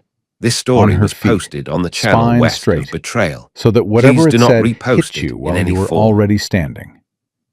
It wasn't long. Clara, the magistrate's ruling was a temporary inconvenience. I want you to understand that. The document you destroyed was one copy of several. I have filed again. I have also filed a formal complaint regarding the fire with the Territorial Governor's Office, which will be making inquiries of its own. I advise you to consider carefully what kind of life you have built for my nieces in 3 weeks on a stranger's ranch, and whether a judge reviewing the full circumstances of this arrangement would characterize it as stability. I am patient. I always have been. S.J. She folded it back up. She put it in her apron pocket. She stood in the kitchen for a full minute, breathing. Then she went outside and found Caleb and handed him the letter without a word. He read it. She watched his face. The jaw tightened. The eyes went quiet in a specific way she'd come to recognize, the way they got when he was deciding something instead of just feeling it. "He's got another copy of the document," he said. "Apparently. And he's going to the Territorial Governor about the fire." "Yes." Caleb folded the letter up the same way she had. "Monroe needs to see this today." "I know." He started toward the barn for his horse and stopped, turned around. "Are you all right?" The question surprised her, not because it was unusual. He'd been asking it more these last weeks, that quiet checking in, but because of the way he asked it, not as courtesy, as a genuine need to know. "I'm afraid," she said, because he'd asked for honesty and she was going to give it. "I'm more afraid than I've been since Laramie, because I have more to lose now." Something moved in his face. "That's my job," he said, taking on some of that weight. "I'm not used to that either." "I know you're not." He looked at her steadily. "But I'm still doing it." He went for his horse. She stood in the yard and watched him go, and thought about what it meant. What it actually meant. Not the practical arrangement of it, not the court protection of it. To have someone moving toward the trouble instead of away. She thought she might be starting to understand. Monroe's reaction to the letter was not reassuring, but it was direct, and she'd always preferred direct. "He's not bluffing about the governor," Monroe said, sitting at Caleb's table that evening with the letter flat in front of him. "The Territorial Governor's Office handles arson complaints as a matter of course. They'll send an inquiry to the Laramie Sheriff, who'll send back whatever Silas has already fed him, and eventually someone will want to talk to you." "What do I say?" Clara asked. "The truth," Monroe said, "or as much of it as helps and as little as hurts." He paused. "You destroyed property. That's real. But Silas Jennings has a history of using courts as weapons, and that's real too. If we can document what he did to Daisy, if we can get a physician's testimony about the nature of her condition—" "Dr. Hadley," Caleb said immediately. "He saw her 2 weeks ago for the cough. He noted the selective mutism." This story asked was about posted on the channel west of Monroe Betrayal. looked at him. "Would Please he do not testify?" repost it in any form. "He's an honest man." "Honest men testify," Monroe said. "It's a start." Daisy was in the next room, already asleep. Eve was in the doorway. She'd been in the doorway for 10 minutes, not quite in the room, listening with the focused attention of a child who understood that the conversation in the kitchen was about her and her sister, and she had a right to know.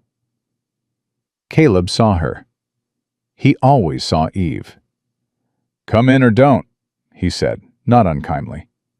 "But don't stand in the doorway." Eve came in. She pulled out the 4th chair and sat down and looked at Monroe. "What happens if the governor's office says Mama did something wrong?" Monroe looked at her and then at Clara, who gave him a small nod. "She handles truth better than protection. Just tell her true." Then there might be a hearing, Monroe said. But it would be here, in Wyoming Territory, not in Laramie. And the judge here? Is Aldrich, Caleb said, who's already told Silas Jennings to go back to Laramie once. Eve processed this. So it depends on the judge. Most things in law do, Monroe said. That doesn't seem right, Eve said. No, Monroe agreed. It often isn't. Eve looked at Caleb. What are you going to do? Everything I can, he said. Which is what, specifically? He looked at her, and there was something in his face that Clara recognized as the specific expression Caleb got when Eve disarmed him. The slight crack in the steadiness, the almost smile. I'm going to get a lawyer, he said. A good one. From Cheyenne, where Silas doesn't have his hands in anything yet. And I'm going to document everything. Your sister's condition, the timeline, the claim he filed before your mother had legal representation. He paused. And I'm going to make sure that every person in a position to make a decision knows exactly who Silas Jennings is. Eve nodded slowly. Can I help? You already are, he said. Every day you and Daisy are here and safe and fed. You are making the case that this is a real home. He looked at her steadily. That matters more than you know. Eve sat with that for a moment. Something in her face, that perpetual bracing, that permanent readiness for the next blow, shifted a fraction. Just a fraction. But Clara saw it. She saw everything where her daughters were concerned. The shift in Daisy happened on a Tuesday, 3.5 weeks after the hearing. So quietly that Clara almost missed it. Caleb came in for the noon meal, and Daisy was sitting on the kitchen floor with the wooden horse he'd carved for her. She'd been carrying it everywhere for a week. The small, rough-cut horse he'd made from a block of pine one evening on the porch, while Clara read and Eve drew, and no one made a production of it. He'd just handed it to her when it was done, and she'd held it in both hands and looked at it like it was the most serious thing she'd ever been given. She brought it everywhere. Now she was on the kitchen floor, making it walk across the floorboards, step by step. And when Caleb came in and sat down to take his boots off, she looked up at him and held out the horse. He reached for it, the way he always did when she offered him something. Carefully, making no sudden moves, respecting the terms of whatever she was extending. She pulled it back. He looked at her. She made it walk across the floor again. Then she looked up at him with the particular look that meant she was trying to communicate something she didn't have words for yet. He got down on the floor with her. This big man just got down on the kitchen floor and sat cross-legged and watched her. She made the horse walk up onto his knee. He went very still. She made it walk back down, then up again. Then she looked up at him, and her mouth moved. No sound at first. Clara, at the stove, had stopped breathing. Daisy's mouth moved again. She was trying. Her face was concentrated, frowning, the intense focus of someone doing something very hard. Pa, she said. Not Papa, not even the full word, just Pa. Barely a breath of it, like she was testing whether her voice still worked. Caleb's face did something that Clara had no word for. It moved through about 6 different things in 3 seconds, and then settled on something open and unguarded and honest that she'd never seen on him before. Something that had nothing to do with strength or steadiness or the holding together he did so well. Something that just hurt, straight through, and was also the most beautiful thing she'd seen in years. He didn't speak. He couldn't. She understood that, could see he was working hard on just breathing. He put his hand very gently on top of Daisy's head. She leaned into it. Clara turned back to the stove because she could not watch any more without coming apart, and she stood there with both hands braced on the counter and her eyes shut, and she let herself feel it, just for a moment, just in the privacy of her own closed eyes, the enormity of what was happening in this kitchen on a Tuesday at noon in Wyoming. This man, this broken, careful, quiet man, who had put it in writing that he didn't want children near him, her daughter's first word since March. Pa. Eve appeared in the doorway from outside, took one look at the floor, at Caleb, at Daisy, at Clara's back, and stopped. She read the room the way she read everything, fast and completely. Then she walked in very quietly and sat at the table and didn't say a single word, which, for Eve, was the loudest possible statement. That night, after the girls were asleep, Caleb sat on the porch in the dark, and Clara brought him coffee without being asked and sat in the other chair, and they were quiet for a long while. The Wyoming sky was enormous. It was always enormous. Clara had started to find that comforting rather than overwhelming, which felt like a kind of progress. "She'll talk more now," Clara said finally. "Once she starts, they usually keep going." Caleb wrapped both hands around his cup. "Good," he said. And then, after a moment, "She called me Pa." "I know."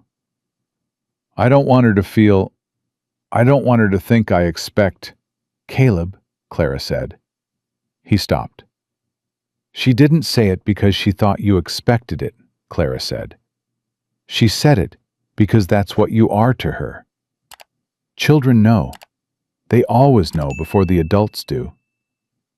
He was quiet for a long time. "I wasn't ready for that," he said, finally. "I don't think anyone ever is," she said. The night was warm and full of cricket sound, and somewhere in the barn, one of the horses shifted and settled, and Clara sat in the dark next to this man, who was her husband in name, and something harder to name in everything else.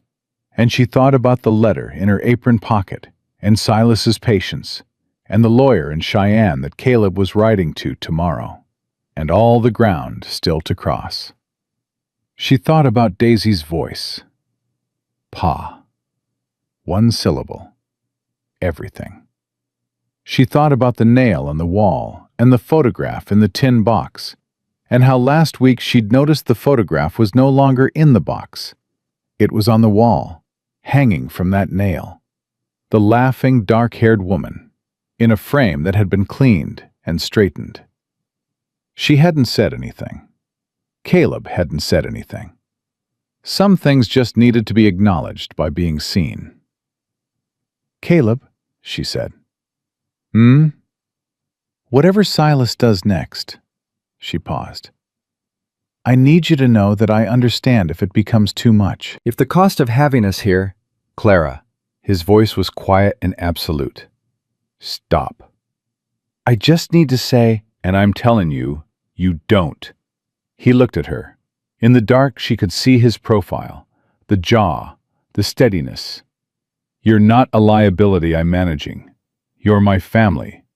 Both of you. All three of you." He paused. "And that's not something I say easy or fast. You know that about me by now." She did. She knew it exactly. "I know," she said. This story was "Then let posted on the me mean channel it." West of Betrayal. She looked at Please her do not coffee cup, repost it in let any out a form. slow breath, felt something in her chest, that splinter, that persistent small pain, shift in a way that wasn't removal, but was different, something closer to healing. The kind that comes not when the wound is gone, but when it stops being the most important thing in the room. "Okay," she said. "Okay," he said.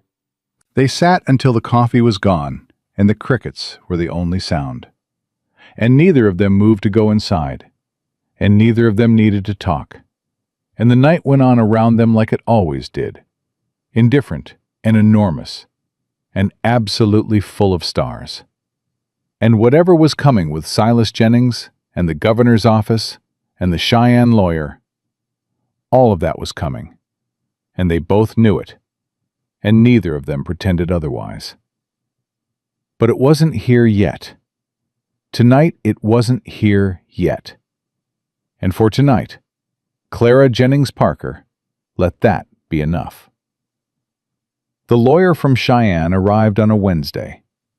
His name was Thomas Garrett, and he was not what Clara expected.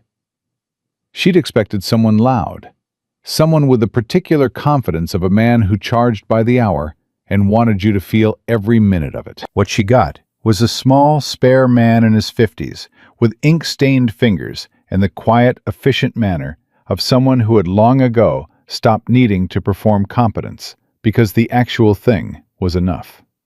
He sat at the kitchen table with his case files and his reading glasses, and he went through everything, every document, every date, every name, with the systematic patience of a man dismantling a clock to find what's making it run wrong. Caleb sat across from him. Clara sat beside Caleb. Eve had been sent to the back room and had stationed herself in the hallway just outside it, which everyone knew and nobody addressed. "The arson complaint is the sharpest edge he has," Garrett said, without looking up from his papers. "The guardianship claim is weaker than he wants you to think. Wyoming Territory courts are not obligated to honor Laramie County orders, and Aldrich has already established that precedent in your case. But arson is a criminal matter, not a civil one. That's a different kind of hearing." "What does different mean?" Clara said. Garrett looked up.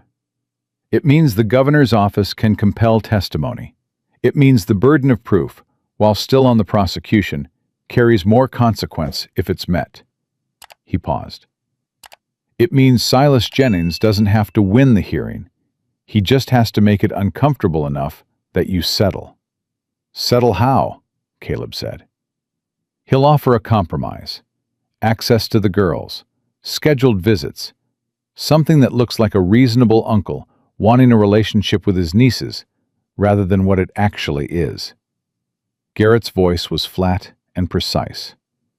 "He's not going to stop coming at you frontally. He's going to start looking like the reasonable party and make you look like the obstacle." Clara's hands were flat on the table. "What do we do?" Garrett set his glasses down.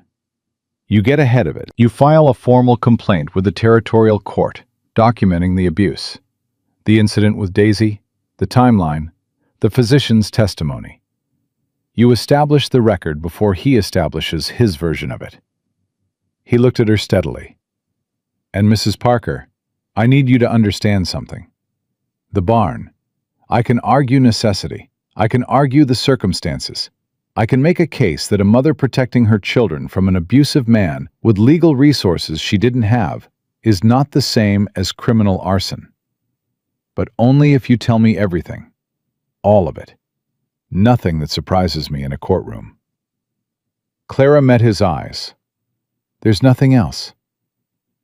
"The document you destroyed, was it the only copy?" "He says there are others." "Have you seen evidence of another copy?" "He refiled the guardianship claim." "That's a new filing, not a copy of the original. Meaningfully different." Garrett made a note. "Who witnessed the original signing?" "His lawyer in Laramie, a man named Croft." "I know Croft," Garrett said, and something in his expression shifted slightly. "He has his own issues with the Bar Association that he'd rather not have examined too closely." He made another note. "That may be useful." Caleb was watching Garrett with the focused attention he gave everything that mattered. "How long before the governor's office acts on the complaint?" 6 weeks, maybe 8. Garrett closed his folder. "Long enough to build a proper defense, not so long that we can afford to move slowly." He stood. "I'll need letters from Dr. Hadley. I'll need a written statement from Sheriff Monroe, and I'll need a full account from you, Mrs. Parker, in your own words, start to finish, everything from the night you left Laramie." He looked at her. "Can you do that?" "Yes," she said, without hesitation. She was done with hesitation. She wrote it that night. Caleb kept the lamp filled and didn't ask questions, and didn't hover, just moved around the kitchen, doing the quiet tasks of a man giving someone space to do something hard. He made coffee at 9 o'clock and set a cup beside her without a word and went back to what he was doing. She wrote for 3 hours. All of it. Martin's decline, Silas's arrival, the way he'd moved into the spaces Martin left behind with the smooth efficiency of water filling a low place. The way he'd looked at the girls like they were property. The night he'd struck Daisy. The way Daisy had gone quiet like a candle going out. She wrote about the barn. She wrote it plain, without excuse and without apology. What she'd done and why and what she'd been thinking. And when she read it back, she found that the plain truth was harder and cleaner than anything she could have dressed it up to be. She set the pen down at midnight. Caleb was still at the table, reading something, the lamp burning low between them. "Done?" he said. "Done." He looked at her, really looked, the way he did when he was checking on something he cared about, rather than something he was just monitoring. "How do you feel?" She thought about it. "Like I put something down that I've been carrying for a long time." "Good," he said. "It doesn't mean it's over." "No," he agreed. "But you're not carrying it alone anymore." She looked at him across the table and thought, not for the first time, and not for the last, that whatever this was between them, whatever it had become in 8 weeks on a Wyoming ranch in the middle of a summer that should have broken her, it was the realest thing she'd had in years, maybe ever. She didn't say that, not yet. Some things needed more time to be spoken out loud. But she thought it. The twist came from a direction none of them expected. It came from Croft. Garrett had been making inquiries, quiet ones, the kind that moved through professional channels without announcing themselves. And what he found made him ride out to the ranch personally instead of sending a letter. He arrived on a Friday morning with the particular energy of a man who has uncovered something and is deciding how much of it to show. "Croft came to me," he said, sitting at the table with his hat still on, which was the first sign it was urgent. "Yesterday morning. He's been practicing law in Laramie County for 22 years. He knows where Silas's money comes from. He knows what Silas has done with the courts and the judges and the favors." Garrett paused. "And apparently Silas, feeling confident after your marriage complicated his plans, said some things to Croft in private that Croft has decided he is no longer comfortable being party to." Caleb went still. "What kind of things?" "The kind that go beyond custody disputes," Garrett said. "Silas Jennings has been using Martin's estate, your late husband's estate, Mrs. Parker, as collateral on debts that he has no legal standing to leverage.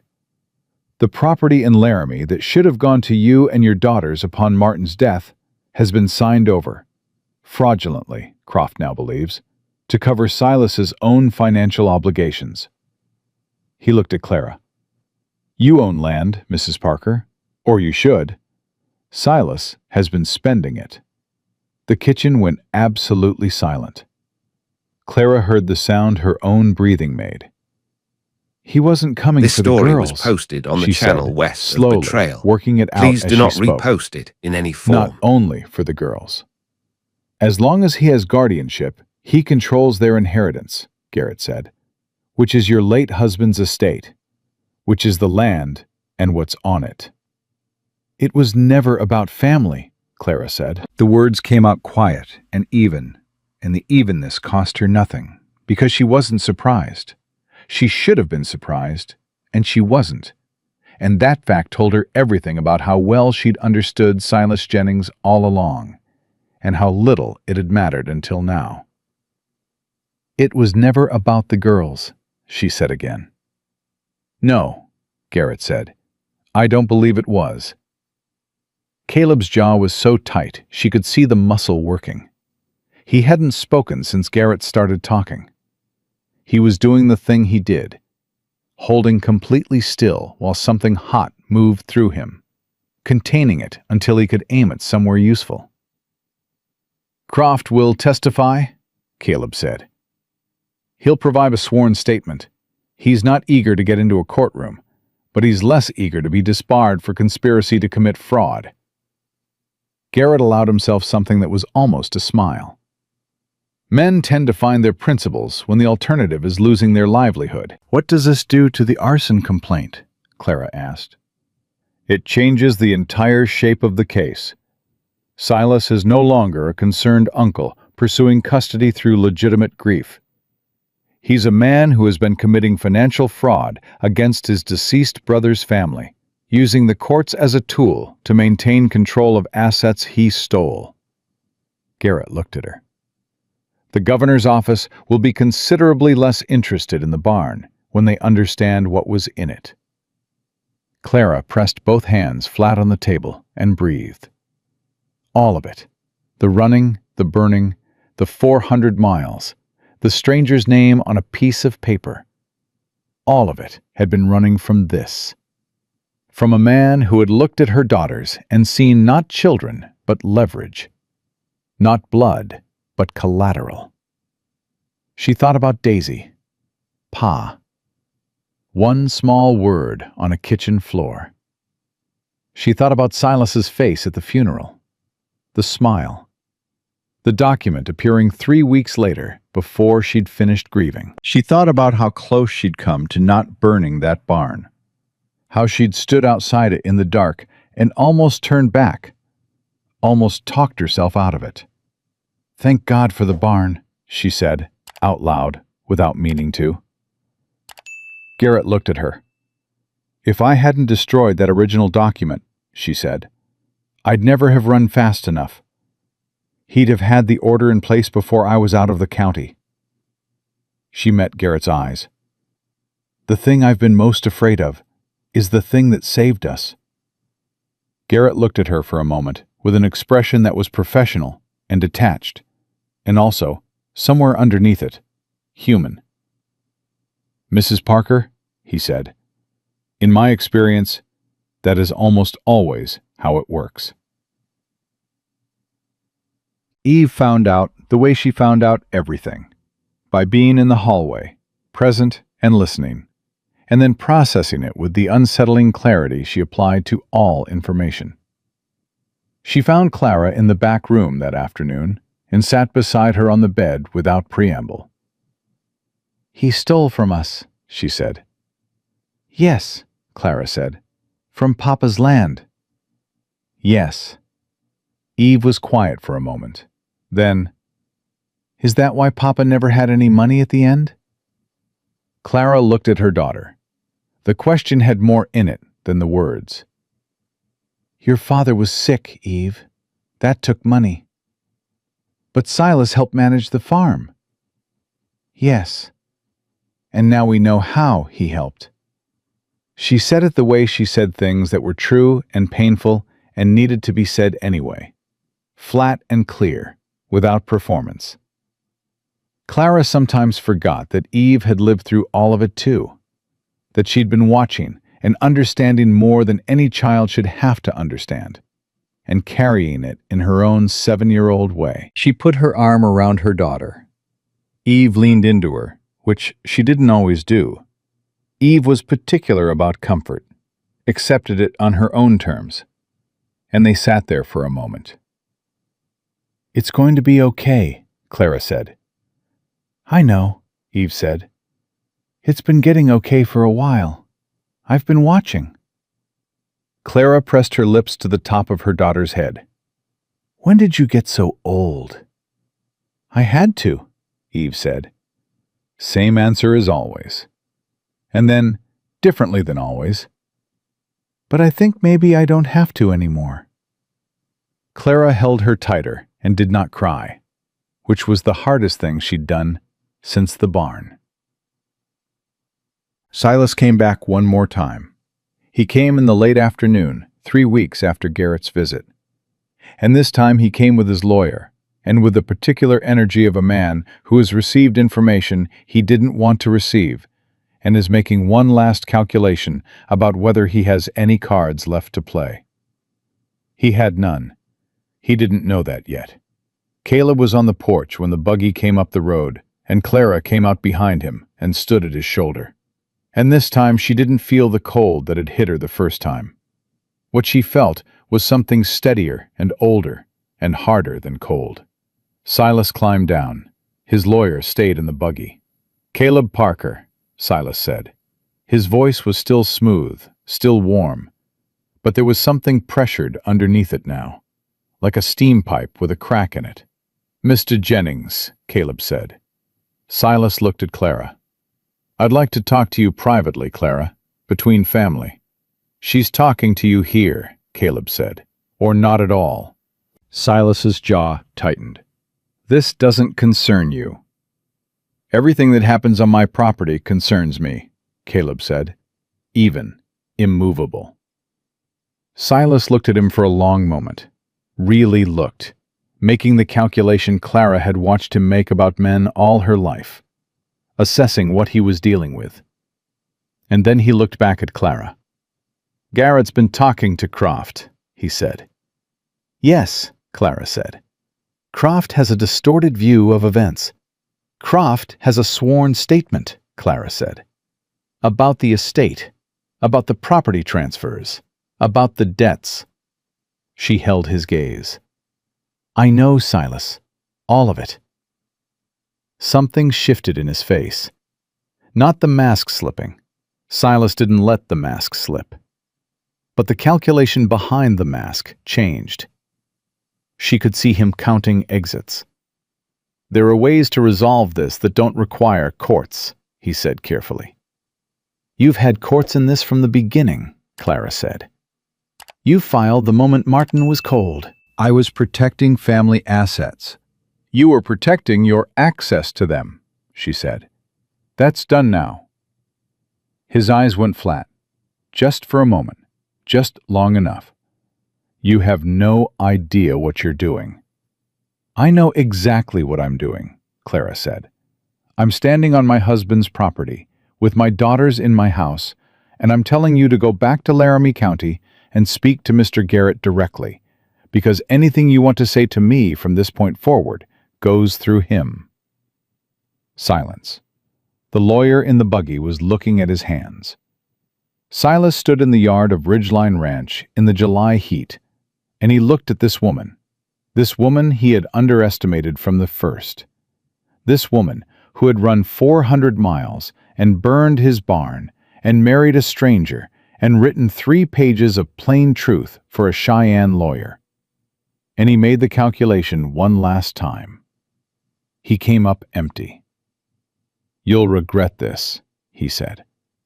"I've regretted plenty of things," Clara said. "You're not one of them." He got back in the buggy. He rode out. Caleb watched the road until the dust settled. Clara stood beside him and felt the space where the weight had been. That permanent bracing, that waiting for the next blow. And understood, with the quiet certainty of someone who has been afraid for so long that the absence of fear feels like a new country, that it was over. Not completely.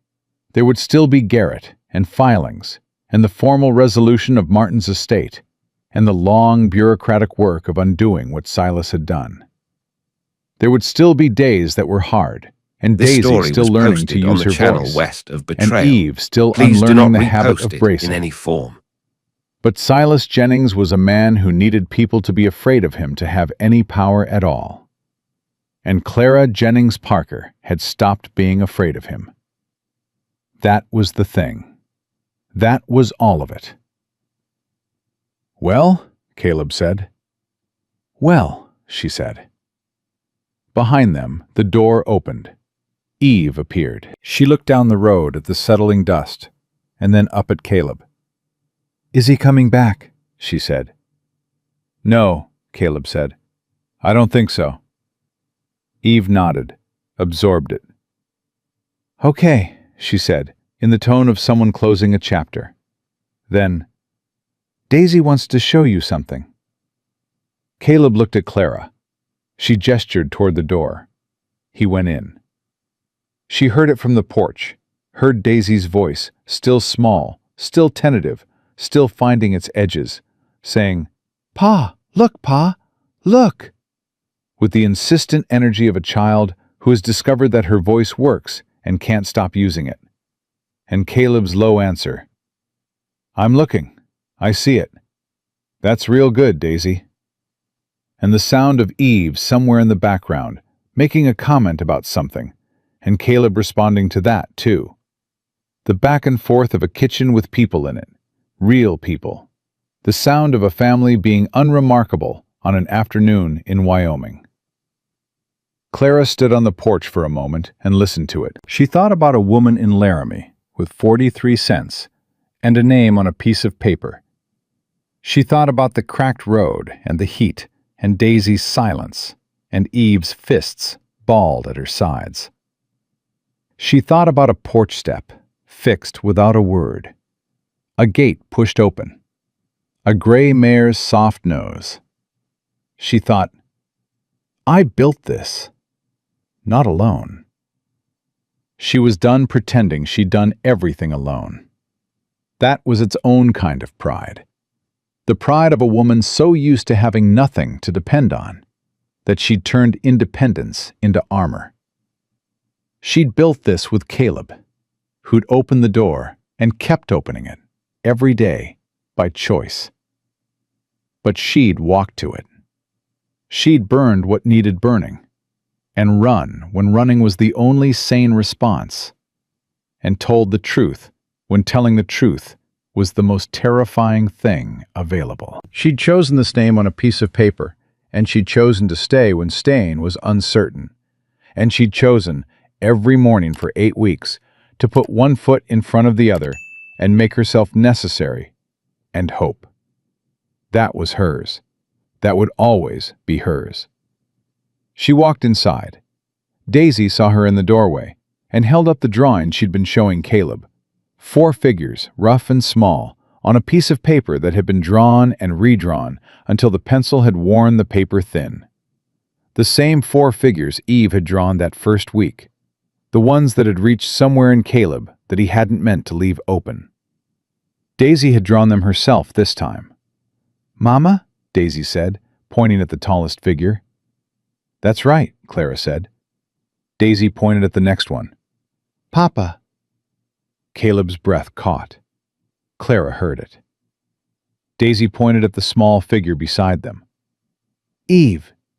Then at the smallest, at the very edge of the paper, pressed in close to all the others. She looked up with those wide, dark eyes and said, with complete seriousness, the gravity of a child naming the most important thing she knows, "Me." Clara crossed the room and picked her daughter up and held her against her chest. And Daisy's arms went around her neck, and the drawing crinkled between them. And Caleb stood up from his crouch, and Eve leaned against the counter, watching with her arms folded, and her face doing that thing it did now. That thing where the wariness lived alongside something else, something newer, something that looked a lot like peace. "Well," Eve said, "we're all in the picture now." Caleb looked at her. Something in his face was open and unguarded, and completely, quietly certain. He reached out and put a hand on top of Eve's head, the way he'd learned she tolerated being touched. Brief, direct, no fuss. And she didn't pull away. "Yeah," he said, "we are." Clara stood in her kitchen on a Tuesday afternoon in Wyoming, with her daughter's heartbeat against her chest, and her other daughter watching from the counter, and her husband standing in the middle of a room that had been empty for 2 years. And she understood that this exact, ordinary, unremarkable moment, was the thing she had burned a barn for. The thing she had run 400 miles for. The thing she had carried 43 cents and 1 name and 2 daughters and a secret halfway across the territory for. Not safety, not protection, not the absence of Silas Jennings. This. A kitchen with people in it. A man who showed up. Children who were learning to stop bracing. A family made not from blood and obligation, but from choice, repeated daily, the way Caleb had said at the beginning. Showing up every day. That's all it is. That was all it was. And it was everything. Clara Jennings Parker held her daughter and looked at her husband and felt, for the first time in longer than she could name, that the ground beneath her feet was hers, bought with everything she had, held with everything she was, and solid enough at last to stand on without bracing for the fall. She had fought for this. She had earned every inch of it, and she was never, not for a single day for the rest of her life, going to let it go.